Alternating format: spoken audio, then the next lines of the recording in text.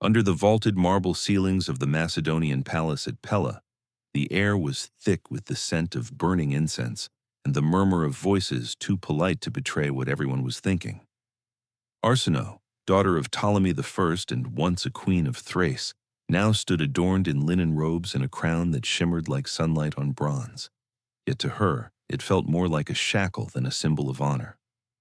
She was about 40 years old, seasoned by decades of intrigue, a woman who had buried one husband, protected 3 sons, and endured more betrayals than most men of her age. Now, she faced a choice that was no choice at all, for her half-brother Ptolemy Ceraunus, the man known as Thunderbolt, demanded her hand in marriage. To the assembled nobles, it seemed a union of dynastic logic, the welding of 2 branches of the same royal line, an act of reconciliation that might heal the wounds of a fractured world. To Arsinoe, it was survival masquerading as ceremony. Ceraunus promised her safety, promised recognition for her sons as heirs, promised stability in a kingdom he had seized through blood and treachery. He whispered of protection and unity. But she saw the hunger in his eyes, the sharpness of his smile, the possessive grip of his hand around her waist. She knew those promises were as fragile as clay vessels already cracked, but she had no army, no loyal kingdom, only children who would live or die depending on how well she played her part. So she stepped forward into the hall, past the rows of courtiers with their jeweled robes and polished sandals, and accepted a fate that chilled her blood. The priests invoked the names of Zeus and Hera, divine siblings whose mythic marriage poets praised in hymns, and the irony was a knife turning in her chest. She understood that the Greeks considered sibling marriage abhorrent, yet here in the heart of Macedonia, that taboo was being broken in plain sight, cloaked in ritual and necessity. For the Egyptians, who revered the sacred union of Isis and Osiris, such a bond carried echoes of divine order, and Arsinoe clung to that thought as if it could sanctify the bitterness of her reality. She tasted the wine of the toasts, but it felt like ashes on her tongue, each swallow reminding her of the gamble she had been forced to make. She had been married once as a girl of 15, traded like a jewel to secure her father's borders, then married again as a widow to preserve her son's fragile inheritance. And now, for a 3rd time, she was bound to a man not for love, not even for alliance, but for the cold mathematics of survival. Her half-brother leaned close, his crown gleaming in the lamplight, and the crowd erupted in shouts of celebration, blind to the revulsion etched into her expression. They believed they were witnessing triumph, but Arsinoe knew they were witnessing her captivity dressed as ceremony. In that instant, she grasped what her future required, not surrender, but patience, not despair, but calculation. The marriage crown upon her head might be a chain, but chains could be melted into weapons if one lived long enough to wield them. As the music swelled and dancers spun across the polished marble floors, she stood motionless, the calm center of a storm, aware that every gaze in the room was upon her. She would smile, she would nod, she would play the role expected of her, but within her mind, she was already weaving possibilities, measuring alliances, and preparing for betrayals yet to come. She had no illusions about her husband, the man who had seized a throne by murdering his benefactor, and who now sought to erase her children as rivals. Yet she carried within her veins the blood of Alexander's successors, and she would not allow herself to be erased as easily as her sons might be. The crown upon her brow was heavy, but so was her resolve, and though the night belonged to Ceraunus, the future, if she survived it, would belong to her. The man history would remember as Ptolemy Ceraunus, the Thunderbolt, carved his way to power not through diplomacy or inheritance, but through blood spilled with ruthless precision, and his most shocking act was the murder of Seleucus, the last of Alexander's original generals. In the autumn twilight of the Hellenistic world, 2 aged rulers met across a narrow sea of ambition. Seleucus dreaming of uniting Macedon with his vast empire stretching from Anatolia to the edges of India, while Ceraunus, young enough to be his grandson, brooded in exile with nothing but grievances and a simmering hunger for vengeance. Ceraunus had long resented his exclusion from Egypt's throne, cast aside while half-brothers and rivals were elevated above him, and when Seleucus extended a hand of friendship, offering shelter and the promise of eventual kingship in Macedon, it seemed for a fleeting moment as if the storm had calmed. Yet, Ceraunus was not a man of patience. nor one to live in the shadow of another's generosity. He watched Seleucus with the eyes of a predator, calculating each gesture, every word, until the moment presented itself like lightning across a dark sky. The old general, weathered by decades of campaigns, trusted the youth at his side, never imagining that the same hands once stretched in loyalty would draw a blade instead. On a day meant to celebrate triumph, Seranus struck, cutting down his benefactor in a betrayal so shocking that whispers of it carried across the entire Mediterranean. The soldiers, stunned by the sudden fall of their leader, found themselves faced with the raw force of ambition that brooked no hesitation, and many bent the knee out of fear rather than devotion. With Seleucus dead, the last living link to Alexander's glory vanished, and into that vacuum stepped Seranus, bold, reckless, and utterly unrepentant. He seized the army, claimed Macedon, and wrapped himself in the mantle of kingship, as though it had always belonged to him, though the blood on his hands betrayed the fragility of his throne. His enemies whispered that he was a usurper, a man who owed his crown not to divine favor or ancestral right, but to treachery executed in the shadows.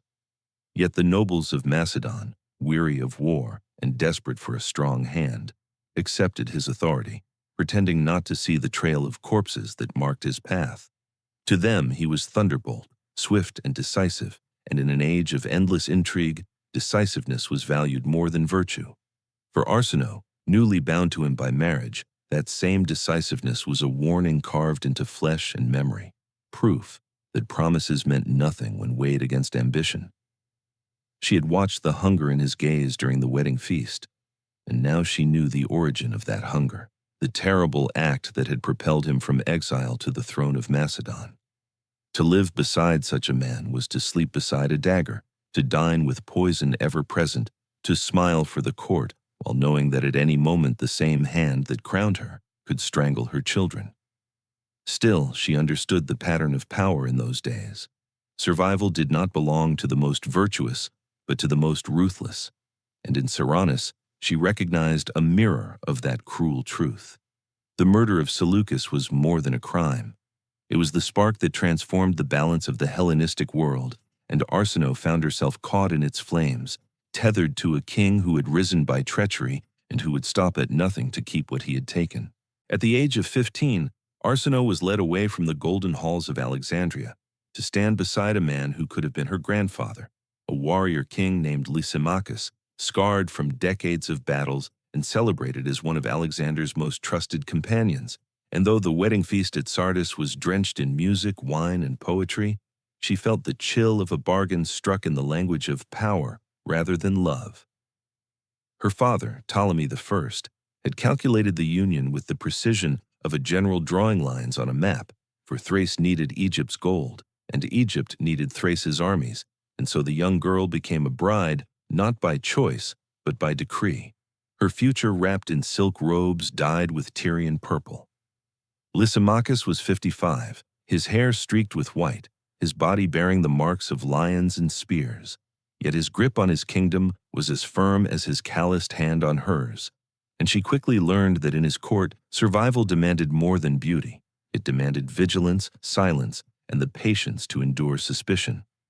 Within a year, she bore him a son named Ptolemy, and soon after 2 more children followed, Lysimachus the younger and Philip, each birth strengthening her claim in a court where whispers already divided noblemen into factions over succession. To the courtiers, she was a foreign queen, her loyalty questioned, her children seen as both promise and threat. But Arsinoe was not content to drift as a pawn. She studied alliances like a scholar studies texts, learned to purchase loyalty with Egyptian gold, and cloaked her ambition in the rituals of devotion, kneeling before local gods with the same grace with which she charmed poets and philosophers. Nights in the palace were filled with feasts, where songs compared her to Helen of Troy or Penelope the Faithful. Yet behind the flattery, she sensed daggers of doubt, courtiers who smiled and whispered that she was a second Medea, a sorceress intent on bending the king's will for her sons. The danger was constant, for Lysimachus already had an heir, Agathocles, beloved by the army, seasoned in war, and adored by the nobles, and so every step Arsinoe took was measured against the weight of that rivalry. As her children grew, toddling through marble corridors under the watchful eyes of servants, she saw clearly that their innocence was no shield, that each laugh, each bright-eyed glance was already tangled in the question of who would inherit a fragile kingdom surrounded by enemies. To protect them, she honed her instincts sharper than any blade, cultivating a circle of allies, weaving together strands of influence that could hold firm even if her husband's aging grip faltered. She attended ceremonies, offered sacrifices, smiled when required, yet in her mind she counted debts, marked betrayals, and planned for storms she knew would come. Each night, as the palace settled into uneasy silence, she looked upon her sleeping sons and vowed that she would endure any humiliation, suffer any danger, if it meant carving a place for them in a world where thrones were won not by bloodline alone, but by survival. Her marriage to Lysimachus was no romance, no tender union of hearts, but in the crucible of that court, she learned the art of endurance, of shaping herself into more than a bride or mother, into a strategist cloaked in linen and gold. By the time she reached her 20s, Arsinoe had already faced more peril than most men in their lifetimes, and though the courtiers still called her foreigner, still doubted her place, she had planted roots of power that would one day shake kingdoms. In the year 283 before the Common Era, when King Lysimachus had already ruled for nearly 4 decades and his hair was as white as the snows of Thrace, the question of succession erupted into a storm that would consume his court, and at its center stood Arsinoe, her 3 sons, and the formidable shadow of Agathocles, the king's eldest child from his first marriage. For years the court had whispered of rivalries, some nobles insisting that Agathocles, proven in battle and beloved by soldiers, must inherit, while others, dazzled by Arsinoe's Egyptian lineage and her wealth of gold, looked to her younger princes as the rightful heirs. The tension was like a taut bowstring ready to snap, and Arsinoe, now seasoned by a decade of watching and waiting, understood that hesitation meant destruction. She had mastered the art of influence, gathering allies with feasts, patronage, and subtle promises, and when the time came she pressed her advantage, whispering into the weary ears of an aging king who knew his throne could not bear the weight of divided loyalties. Agathocles was accused of treason, the evidence thin as parchment in a storm, little more than intercepted letters and rumors sharpened into daggers by the tongues of courtiers. But in the brutal arithmetic of Hellenistic politics, suspicion was enough. Within days, the young prince was seized, tried in haste, and executed under orders of his own father, and the sound of his fall echoed like thunder through the marble halls. The court reeled in shock, for Agathocles had been admired, his bravery proven on the battlefield, and his sudden death left nobles grasping for explanations that ranged from divine judgment to the cunning of the foreign queen. Arsinoe did not weep in public, nor did she gloat, but in the silence of her chambers she must have known the cost of the triumph, for the murder of a beloved heir fractured the kingdom's fragile unity beyond repair. Friends of Agathocles muttered curses beneath their breath, comparing her to Medea, a woman whose ambition devoured her children, while foreign rivals licked their lips at the scent of weakness in Thrace. Yet, in that moment of blood and ruin, Arsinoe's sons were lifted closer to the throne, their claims stronger than ever, and she clung to that bitter prize with the resolve of a mother who had wagered everything. The old king, perhaps persuaded by her counsel, perhaps swayed by political necessity, had chosen to place her children above his firstborn, but in doing so, he ignited a blaze of resentment that would rage unchecked. The whispers spread like smoke, poisoning trust within the palace, turning allies into enemies, and still Arsinoe moved through the corridors with calm grace, her chin high, her gaze steady, as though daring her critics to strike. Behind the gold and ceremony, behind the hymns sung at temples and the feasts laid before nobles, there was only the raw truth. She had secured her children's place in the line of succession, but the kingdom itself had begun to splinter. The execution of Agathocles was no mere political maneuver. It was a fracture line in the foundation of Lysimachus's realm, a wound that would fester until it destroyed the very structure it sought to preserve. Arsinoe had won a battle for her sons, but she had also lit the fuse of a war that would consume her husband, her court, and the fragile peace she had spent years constructing. In the year 281 before the Common Era, when the weight of age bowed his shoulders but not his spirit, King Lysimachus marched once more to war, answering the challenge of Seleucus, who claimed to avenge the blood of Agathocles and to seize the spoils of a fractured kingdom.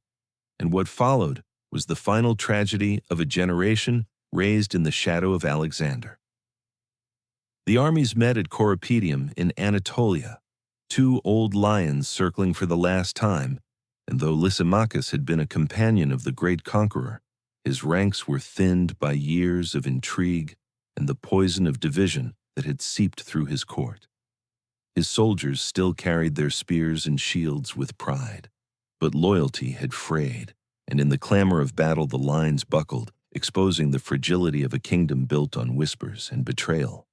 The clash was brutal, the sky filled with the cries of men and the thunder of hooves, and at the heart of it, the aged king fought with the fury of one determined not to surrender his legacy. Yet steel and resolve were not enough, and when the sun dipped low, the ground was littered with the bodies of the fallen, among them Lysimachus himself, pierced by spears, his blood staining the soil of the land he had struggled to defend. With his death, the edifice of Thrace collapsed like a palace of sand struck by the tide, its walls crumbling before ambitious generals and foreign kings who had long awaited this moment. For Arsinoe, the shock was not merely the loss of a husband, but the unraveling of her entire world. For in an instant, she was transformed from queen to widow, from a woman of influence to a fugitive clinging to the fragile lives of her sons. She had spent years weaving alliances, cultivating loyalty and protecting her children's future, but the fall of Lysimachus swept it all away, leaving her stranded in a court that no longer existed. The nobles who once bowed before her now looked to their own survival, some fleeing to Seleucus, others plotting for scraps of territory, and the halls of power where she had once walked with confidence were filled with the silence of betrayal. Outside the walls, enemies pressed closer. The Seleucid army advanced like an iron tide, the northern tribes tested weakened borders, and the coasts swarmed with pirates who sensed the kingdom's vulnerability. In that chaos, Arsinoe had to choose between surrender and flight, and though her heart was heavy with grief, her will remained iron. She gathered her loyal servants, secured what treasure could be carried, and prepared her sons for a journey not of triumph but of survival. For princes no longer rode in litters with golden trim, but on weary horses dressed in the rough garb of travelers. Behind them, the land burned, cities surrendered to Seleucus, allies turned to enemies, and the kingdom her husband had ruled for nearly 4 decades dissolved into dust. Yet, even as she fled into the night, torches flickering and hooves muffled on the road, Arsinoe's mind did not surrender. She had endured suspicion, loss, and betrayal before, and she understood that survival demanded not despair, but cunning. The fall of Lysimachus was a tragedy written in blood and steel, but for Arsinoe, it was also a test, a moment to prove whether she was merely a widow lost in the ruins of a shattered realm or a queen capable of rising from ashes to reshape her destiny. The wedding at Pella had barely ended when the true face of Ptolemy Cyrannus, the man called Thunderbolt, revealed itself with the cruelty of a blade unsheathed in the dark, for while the nobles still toasted the union and the priest's blessing still lingered in the air, he turned his gaze not to his new wife, but to her children, the 3 sons of Lysimachus, who represented a threat to his fragile throne. Arsinoe had entered the marriage with her eyes wide open, knowing the promises he whispered of protection and legitimacy were woven of smoke. Yet even she could not have imagined the swiftness with which he would strike. On the night of their union, soldiers loyal to Cyrannus descended upon the palace quarters where the 2 younger boys, Lysimachus aged 15 and Philip aged 12, lay sleeping, and in moments of horror that would echo across centuries, they were dragged from their beds and slaughtered on the cold marble floors, their screams swallowed by the stone walls that had once sheltered the laughter of Alexander's youth. Arsinoe herself, dressed still in the garments of a bride, was forced to witness the brutality, her cries mingling with the clamor of armored men as her son's blood spread like a dark stain beneath the flickering torchlight. And though grief pierced her like iron, she knew she could not collapse, for collapse meant death. The courtiers who only hours before had praised the union with songs and banquets now turned their eyes away, pretending not to hear the cries, pretending not to see the price of power exacted before them. For in Macedon, survival was too often purchased with silence. For Coronis, the act was not cruelty for its own sake, but calculation sharpened to a murderous edge, the elimination of rivals disguised as marital consolidation, the clearing of the path for his own line to rule unchallenged. He believed he had shackled Arsinoe with fear, that the death of her sons would break her spirit and render her little more than an ornament to his reign. But in truth, he had ignited within her a fire that no crown could extinguish.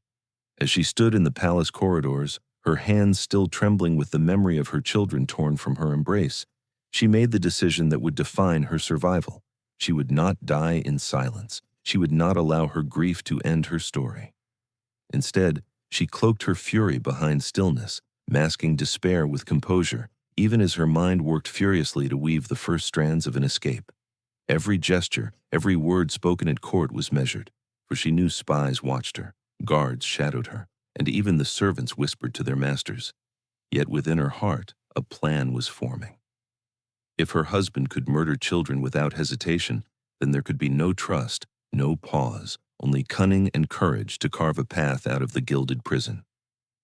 She studied the routines of the palace, the rhythms of the guards, the shifting tides of loyalty that moved like currents beneath marble walls,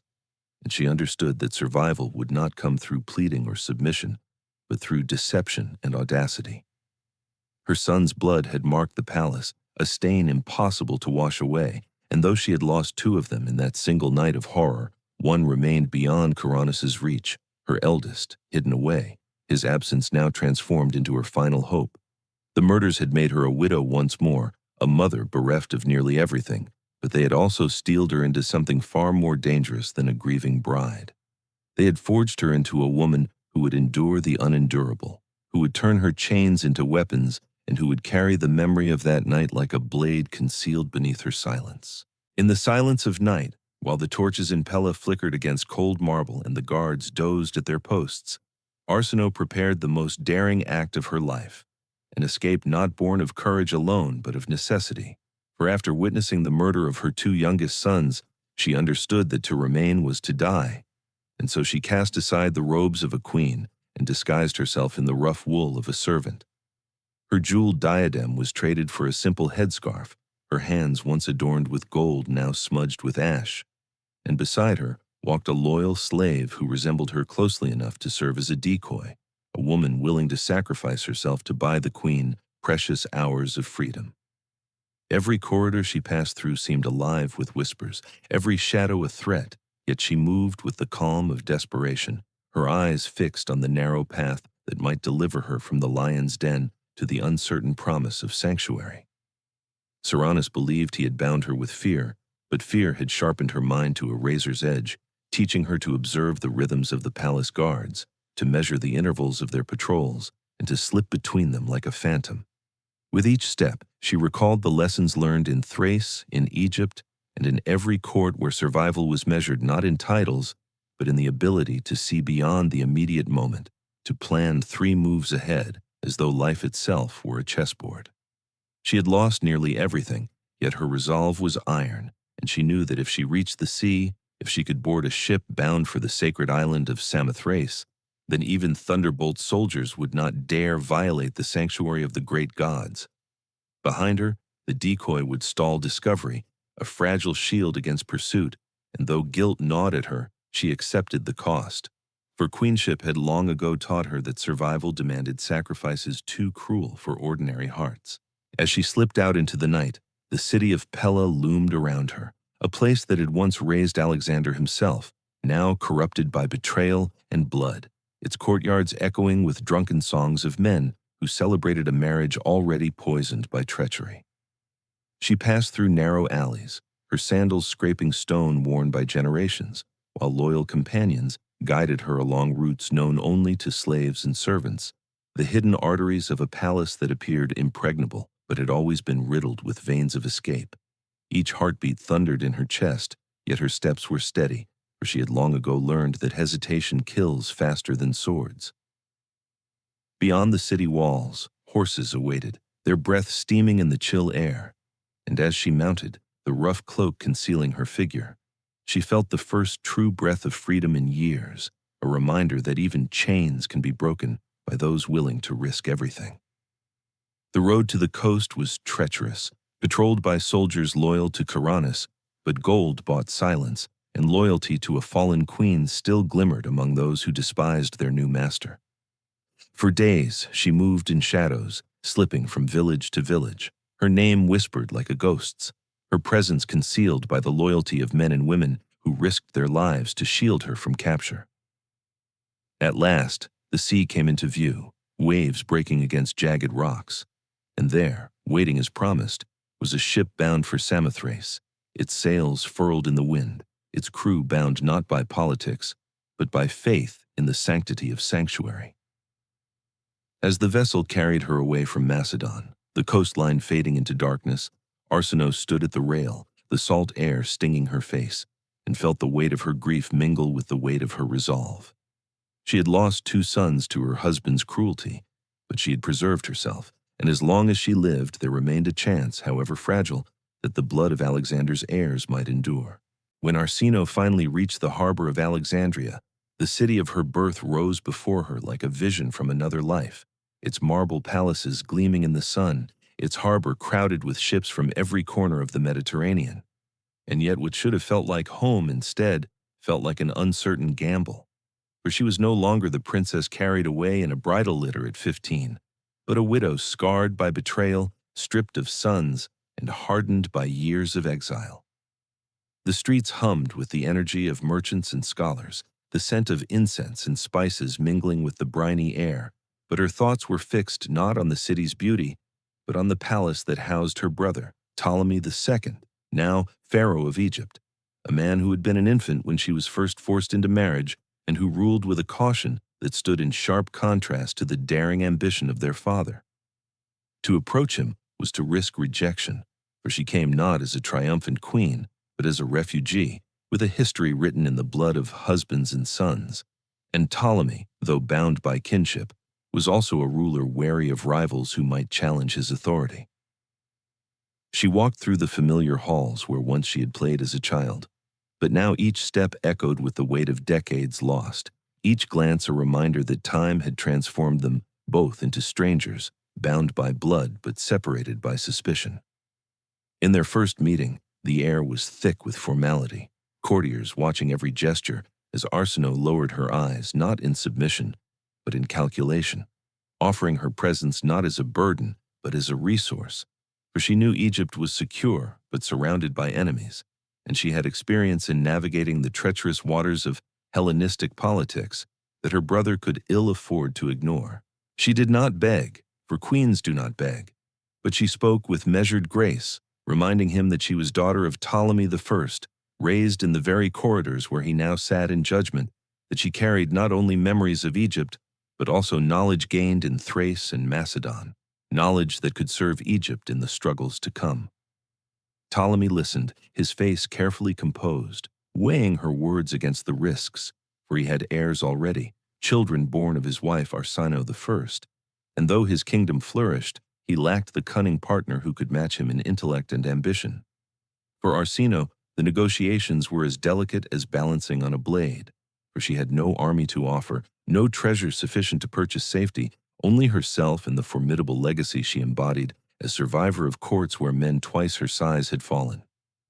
She made it clear she would not be content to fade into obscurity, to live as a dependent relative wandering the gardens of Alexandria, for she had ruled as queen and would not accept less, and in those words, her brother glimpsed both the danger and the opportunity. She knew the risk of overreaching, of pressing too boldly, but she also understood that Egypt's strength lay not only in temples and armies, but in perception, in the image of divine authority, and that with her at his side, Ptolemy could transform himself from a Greek monarch ruling Egypt to a pharaoh who embodied its most ancient traditions. The conversation stretched long into the night, courtiers dismissed until only the siblings remained, and though no agreement was spoken then, Arsinoe felt the first stirrings of possibility, the first fragile thread of a plan that could turn exile into power. She had crossed the sea with nothing but determination and memory. Yet in that palace where she had once been a child, she began to weave the vision that would make her not merely a survivor, but once again a queen, and this time not by accident of birth or whim of men, but by her own will. The decision that reshaped the dynasty was not made in haste, but in the charged silence of careful calculation. For Ptolemy II, already married to Arsinoe I and father of heirs, chose to set aside his queen and take his sister as his bride, a union that shocked the Greek world yet resonated with the deepest traditions of Egypt.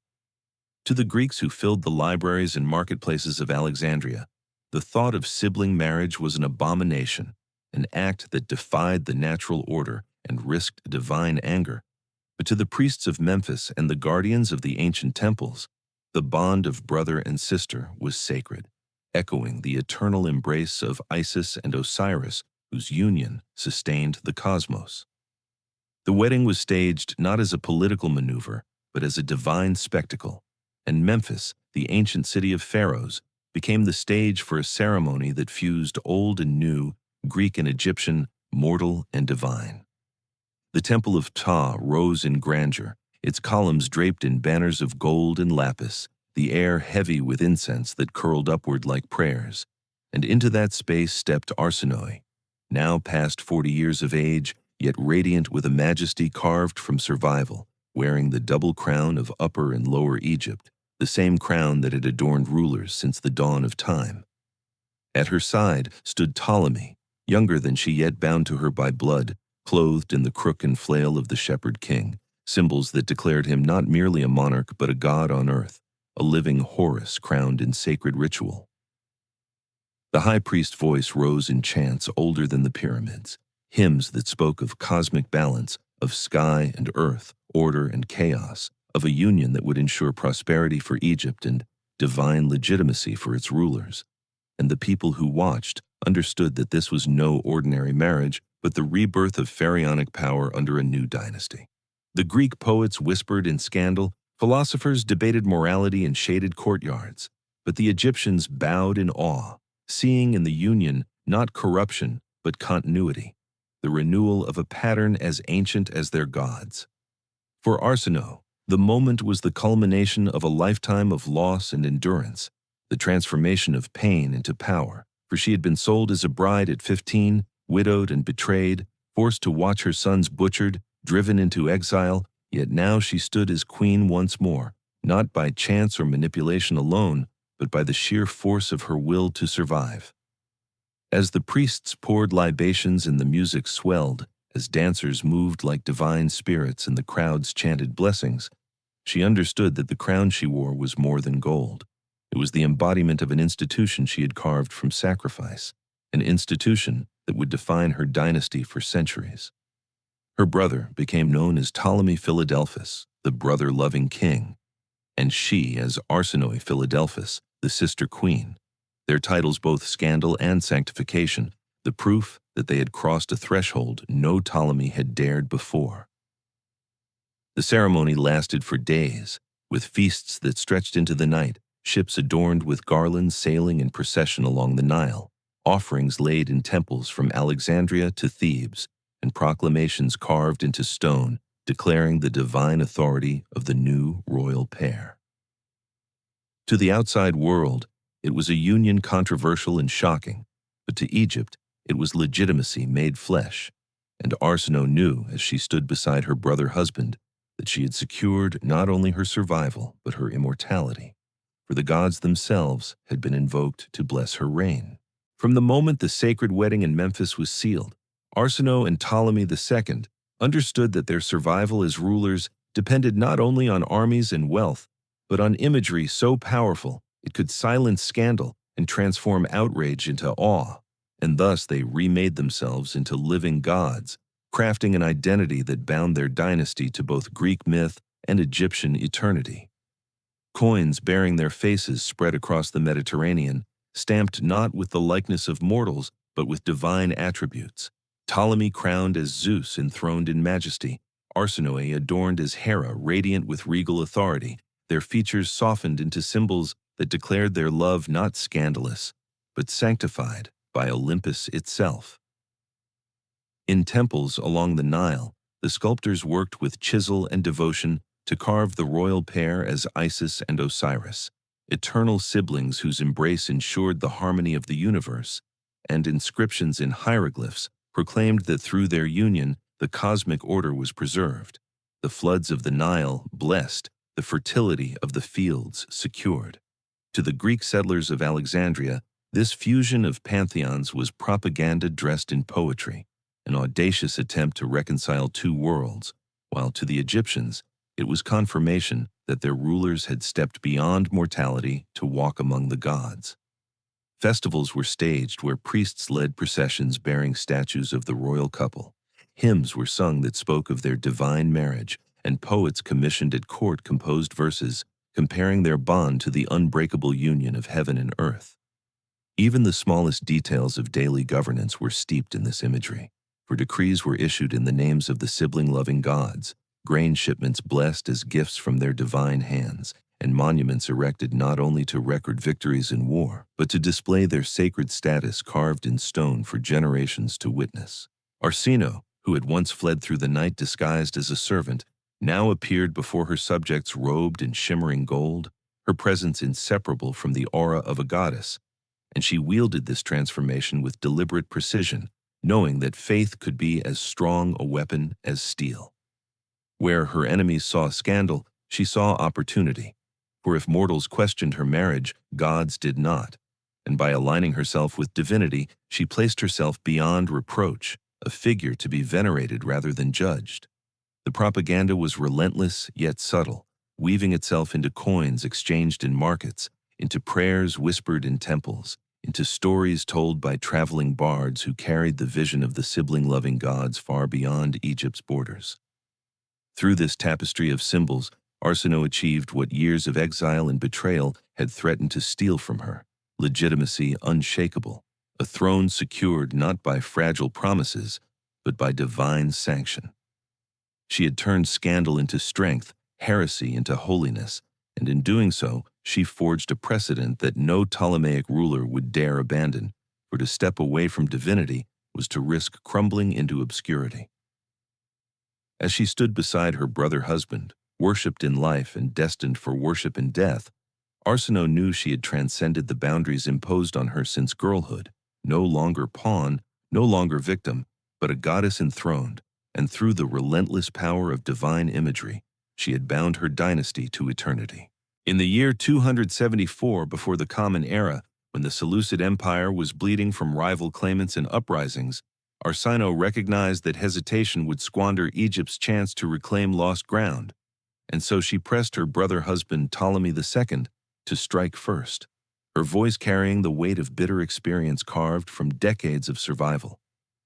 Standing upon the balconies of Alexandria's palace, she watched the warships in the harbor, their sails furled, their hulls heavy with bronze and men, and she spoke not with the softness of a queen, but with the iron certainty of one who had seen kingdoms collapse through hesitation. Antiochus, she argued, was weakened by division, but weakness in the Hellenistic world was fleeting, for men rebuilt armies and reconciled factions as swiftly as storms rose from the sea, and if Egypt delayed, the chance would vanish. Ptolemy, cautious by nature, hesitated, his mind drawn to the risks of overstretching his resources, but Arsinoe reminded him of the fate of Lysimachus, who had faltered before decisive action and lost both kingdom and life, and of Seleucus, who had trusted too much in loyalty and been struck down by treachery. Her counsel was sharp, shaped by scars, and she declared that Egypt must move not tomorrow, not when it was safe, but now, while their enemies bled from a dozen wounds.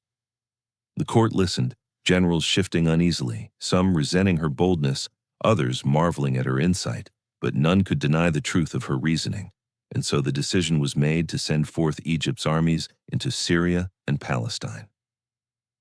As soldiers marched, banners snapping in the desert wind, Arsinoe did not remain behind cloistered in marble halls, for she understood the power of presence, and she traveled with the campaigns, her arrival in camps a vision that lifted spirits, her words carrying authority drawn not from rank, but from the conviction of one who had survived conspiracies and betrayals. In the eyes of the soldiers, she became more than a queen. She became a living talisman, a sign that the gods favored their cause, for how else could a woman who had endured so much still stand unbroken, crowned and radiant, urging them to victory? Cities that had groaned under Seleucid taxation welcomed the Egyptian banners, seeing in Arsinoe's presence the promise of renewal, and poets already began to frame the campaign as the triumph of the sibling-loving gods, whose union brought not only cosmic order, but earthly deliverance. Within the council tents, her voice was measured yet firm, guiding strategies, reminding commanders that conquest meant nothing without consolidation, that victories celebrated with feasts were hollow if not secured with diplomacy and garrisons.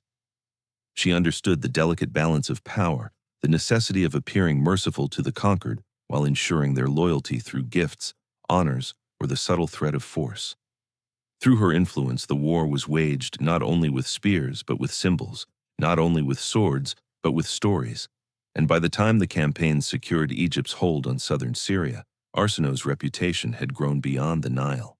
She was no longer seen merely as a consort or a symbol, but as a strategist, a figure whose guidance had turned Egypt from passive defender to bold aggressor. And though the victories were credited to Ptolemy II, those who were present knew the truth, that the spark had come from Arsinoe's counsel. As she stood once more in Alexandria, watching the soldiers return with plunder and captives, the harbor filled with songs of triumph, she allowed herself a moment to reflect, knowing that this was the vindication of her belief that timing was everything, that survival depended not on waiting but on daring. And in that moment, she carved her place not only in Egypt's history, but in the very fabric of Hellenistic power. Under Arsinoe's guiding hand, the royal court of Alexandria blossomed into a theater of power where culture, ceremony, and ideology were wielded as weapons just as sharp as any spear. And in this transformation, she revealed her unmatched genius for turning influence into permanence. She understood that battles could be lost and won in the clash of armies, but the memory of victories, the narrative of legitimacy, lived on only if it was written into poetry, carved into stone, and whispered through generations. And so she became the architect of a cultural empire that stretched as far as Egypt's borders. She summoned poets like Theocritus to sing of her marriage as divine, weaving lines that compared the sibling-loving gods to Zeus and Hera, not as scandal, but as destiny,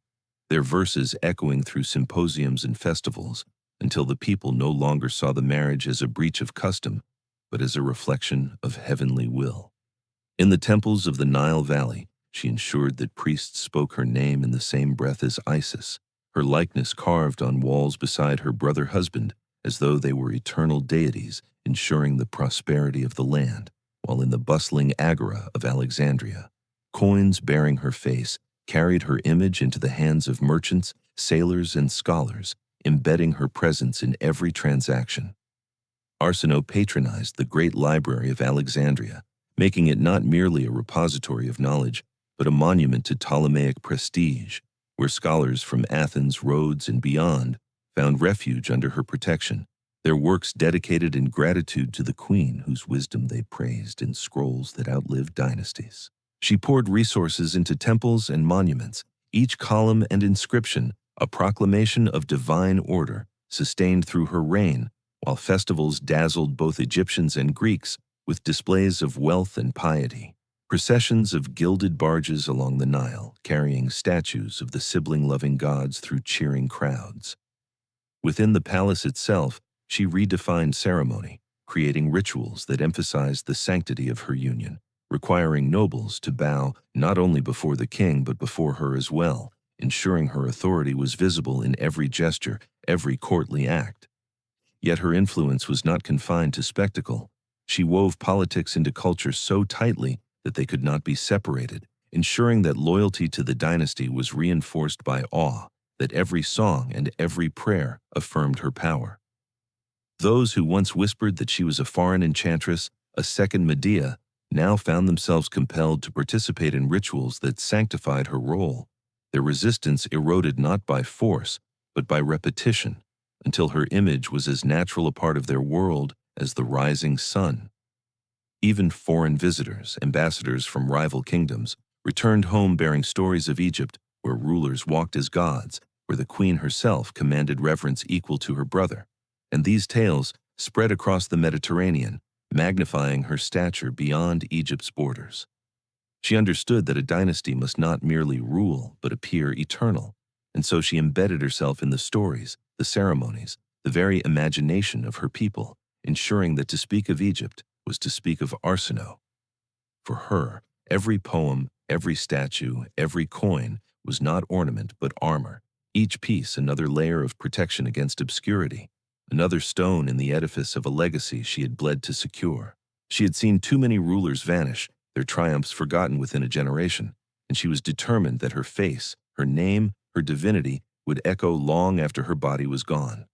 In turning her court into a forge of culture and propaganda, Arsinoe transformed personal survival into dynastic immortality, proving that power in the Hellenistic world was not only won on the battlefield, but written into the hearts of men through beauty, ritual, and story. Among Arsinoe's most delicate and brilliant maneuvers was the way she shaped the future of her dynasty through the children of her brother husband, for she herself bore no heirs, yet she understood that power could be secured not only through blood, but through influence over the next generation.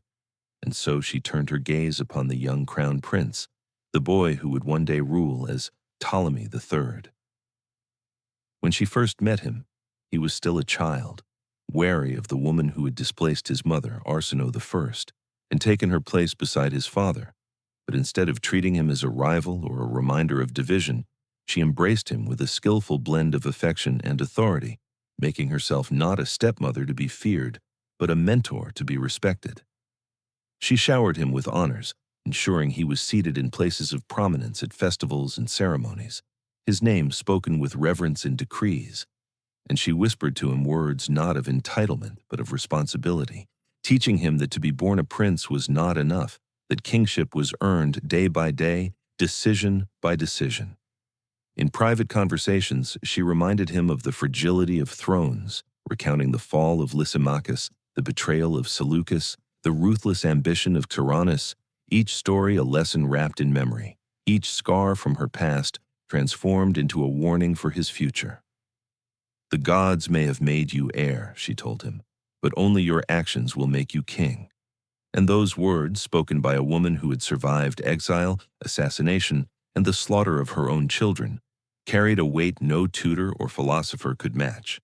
She ensured that poets sang his praises, that generals acknowledged his potential, and that courtiers learned to treat him not as the son of a discarded queen, but as the embodiment of continuity, a prince elevated by the blessing of the sibling-loving gods themselves. At festivals along the Nile, she would stand beside him, placing her hand lightly upon his shoulder in a gesture that was both maternal and political, a silent proclamation that she had claimed him as her own and that through him her influence would endure. In the palace, she created an environment where he could observe governance firsthand, inviting him to council meetings, allowing him to hear debates between generals and administrators, and later discussing with him the choices made, guiding him to see not only the surface of decisions, but the hidden currents beneath them.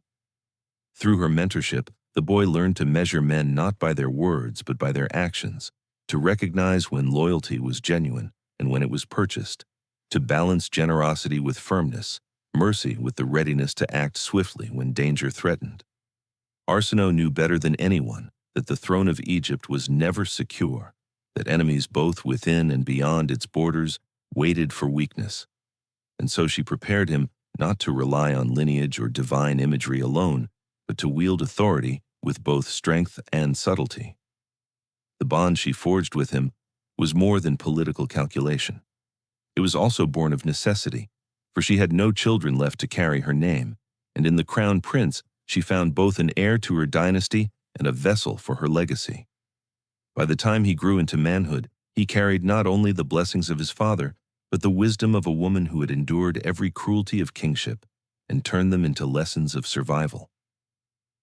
When the day came for him to rule, those who remembered Arsinoe would say that it was her voice, echoing in his decisions, that guided Egypt forward, and in that way she secured for herself a lineage of influence more enduring than any bloodline, for through him her power would live on. As Arsinoe entered her 50s, with no children of her own to secure her bloodline, she turned her gaze toward something far greater than lineage, for she understood that true immortality lay not in heirs but in institutions, and so she reshaped queenship itself into an enduring power that would outlast her mortal body. She wove together Egyptian traditions of divine kingship with Hellenistic concepts of political authority, forging a new model where the queen was no longer a passive consort or bargaining piece in marriage alliances, but an active partner in rule, a figure who shared not only the throne but the sacred duties of kingship.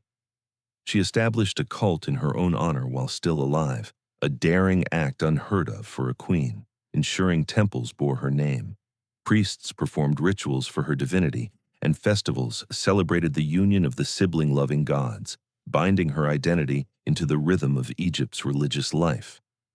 In doing so, she guaranteed that her authority would not fade with her death, for worshippers would continue to invoke her name as protector of fertility, stability, and cosmic order, linking her eternally to the prosperity of the land.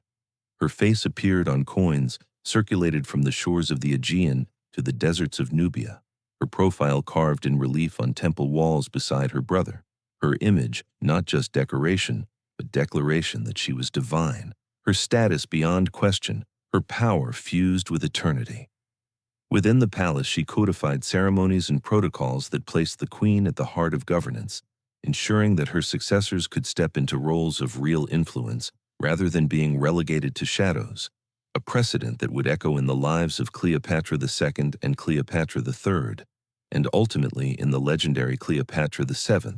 who drew upon Arsinoe's model to command empires and seduce Rome itself. Every act Arsinoe made in these final years was deliberate, calculated not for her immediate advantage, but for the permanence of her legacy, transforming what had once been seen as scandalous, a woman forced into incestuous marriage, into a foundation of dynastic power. She turned weakness into doctrine, recasting sibling union as divine mandate, and in doing so created a system of legitimacy that no rival could challenge, for to oppose the dynasty was to oppose the gods themselves.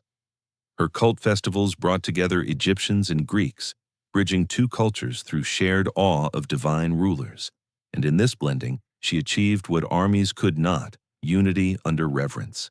She became not only a queen or a goddess, but an institution in her own right, a living embodiment of power, memory, and endurance, whose presence shaped policy, religion, and identity. In the end, she had crafted something more lasting than a dynasty of sons. She had carved into the world a model of queenship that became the cornerstone of Ptolemaic rule for centuries. Her reign proved that a woman could move beyond pawn or victim, that she could seize the chains placed upon her and forge them into a crown, and by embedding herself in ritual, culture, and divine worship, Arsinoe ensured that long after her body turned to dust, her name and her vision would endure, not only in the temples of Egypt, but in the lineage of powerful queens who followed her path. When death finally claimed Arsinoe in the year 270 before the Common Era, at the age of 46, her body may have failed, but her legend only grew, for her funeral was no mere farewell, but a spectacle of divine remembrance, a procession winding through Alexandria's marble streets with priests chanting in Greek and Egyptian, poets reciting verses to honor the queen who had turned chains into crowns, and delegations from across the Mediterranean arriving to pay respect to a woman who had risen from pawn to goddess. Her brother-husband, Ptolemy II, bereft of his partner in both rule and divinity, decreed that she would not be remembered as mortal, but as Arsinoe Philadelphus, the brother-loving goddess, her name woven into the state religion of Egypt, her cult established with temples and priesthoods dedicated solely to her worship. Fires were lit in sanctuaries across the Nile Valley, coins struck with her image continued to circulate long after her death, and hymns praising her as protector of the dynasty echoed in both rural villages and royal courts, ensuring her presence endured in every corner of the land she had once ruled. The practice she had established, the sacred marriage of siblings, did not die with her but became the very hallmark of the Ptolemaic dynasty, a tradition carried forward by future queens who followed her example, most famously Cleopatra VII, who would wield the divine authority Arsinoe had forged to challenge the might of Rome itself.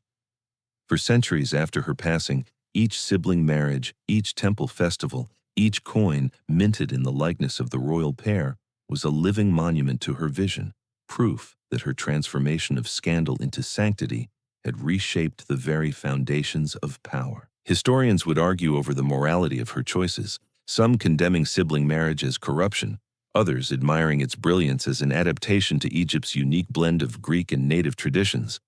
But none could deny that she had changed what it meant to be queen. Her story, marked by forced marriages, the murder of sons, and exile, became the foundation upon which future queens stood, and even Julius Caesar, centuries later, would marvel at Cleopatra's divine assurance, unaware that he was witnessing the legacy of Arsinoe II, carried forward through generations.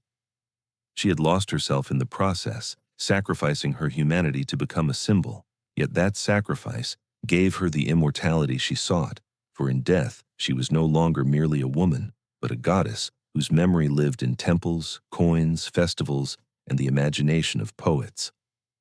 The tragic irony remained that in fighting to preserve her family, she lost her children. In striving to protect her humanity, she was compelled to become divine. Yet that paradox was the very source of her enduring power.